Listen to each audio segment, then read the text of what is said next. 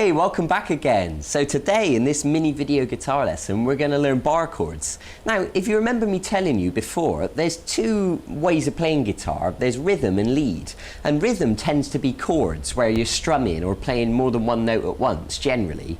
And lead tends to be where you're playing one note at once, where you're doing solos or melodies or improvising, you know, usually using a scale or something. So bar chords definitely fall into the rhythm category because they're a type of chords. And if you remember earlier in the course, we learned some other chords. We learned an E, an A, a D and a G, and we learned how to strum them and pick them.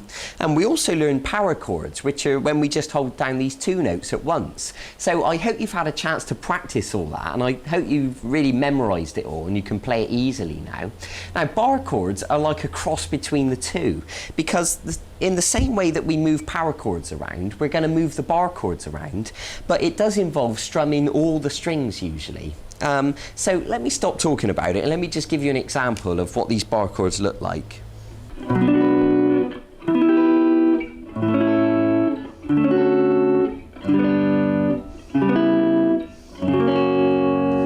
So I think you gather from that bar chords are a little bit more complicated. They use more notes, and as a result of that, it means you can play more interesting things. But I don't want you to be worried. Really, the two chords I'm going to show you today, which are minor and major, will allow you to play so many different things. You won't believe it at the moment, but once I've showed you this, you'll realize what I mean.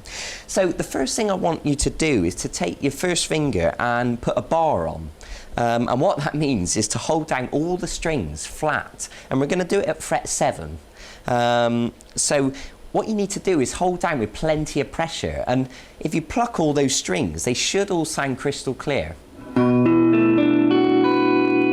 Now, that takes a lot of strength from your hand, and to be honest, I'll be surprised if you can do it like that first time. It usually takes people a lot of practice to build the strength in their fingers, and also just to get used to the position that you need to have your hand in. So don't worry if it's not perfect straight away, just try it again. Okay, good. So what you're going to do once you've got that bar on and it's sounding okay, we're going to use these two fingers to form a minor chord. And what that means is to take the third finger and put it on the 5th string at fret 9, and the little finger goes right next to it on the 4th string at fret 9. So now you can also look at the chord chart next to me if you just want to clarify that. So I'm going to strum all the strings again.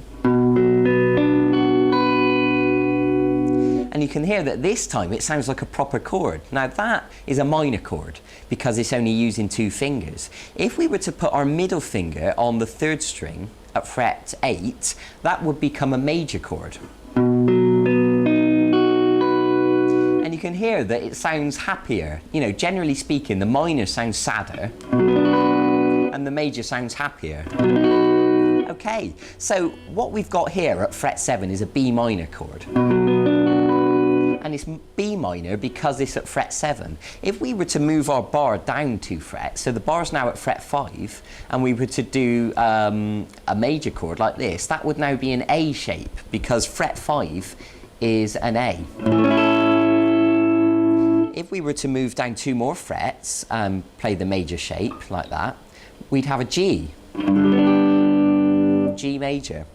And take it down 1 more fret and you've now got F sharp major. So let me just play that again because I want to make it really clear to you exactly what I'm doing. This first shape is at fret 7 with the bar, and we're just using 2 fingers, and so that means it's a B minor because B is fret 7 and 2 fingers is minor. Move it down to fret 5, which is now an A.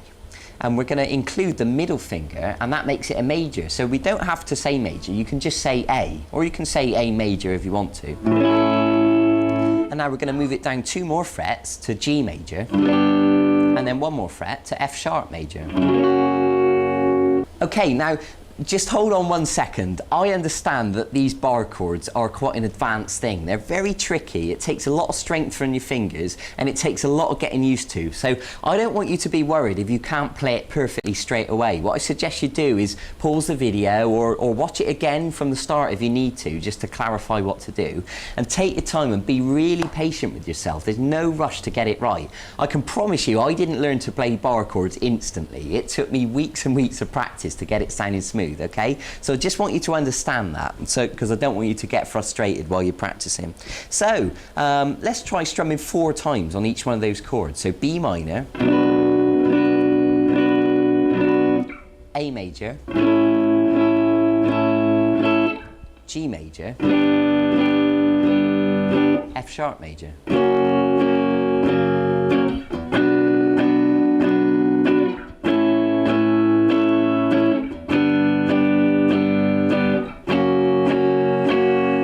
Okay, I think you get the idea. So what happens is now you can start to experiment. You can move the bar around all over the neck of the guitar, and you can either choose to do major or minor, and you can now start to write your own songs, and they're really going to sound interesting.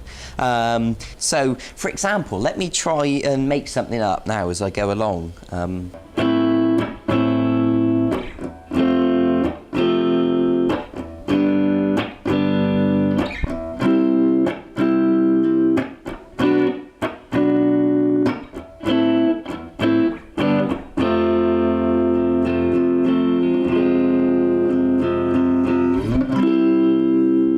Okay, that was just a few chords. I was making it up as I went along. You know, it's nothing special, but I think you get the idea that if you sat there and experimented and moved around and you could find chord sequences that sounded brilliant, then you're a songwriter. So congratulations, it really is that simple. Okay, so like I said, I'll say it again, these bar chords are quite advanced. I suggest you watch this video a few times, really get used to it, really practice it. Your fingers will ache, okay, but it'll be so worth it in the end, because this will allow you to play so many different songs just by simply moving this bar around. It really is that simple. So congratulations, I'm really glad you've got this far, and I hope you appreciate the fact that I've given you a variety of different things, different techniques to learn. You know, we've been doing lead guitar, we've learned scales, hammer-ons, pull-offs, we've done power chords, you know, now we've done bar chords, we've done finger picking, strumming patterns. I hope you're really getting into it, and I hope you're looking forward to the point where you know all this stuff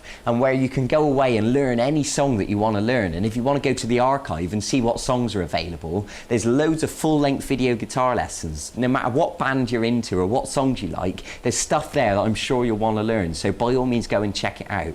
So go and get on with it, go and practice it. I'll see you in a few days for the next segment of this e-course. We've still got loads to look forward to. Okay, bye-bye.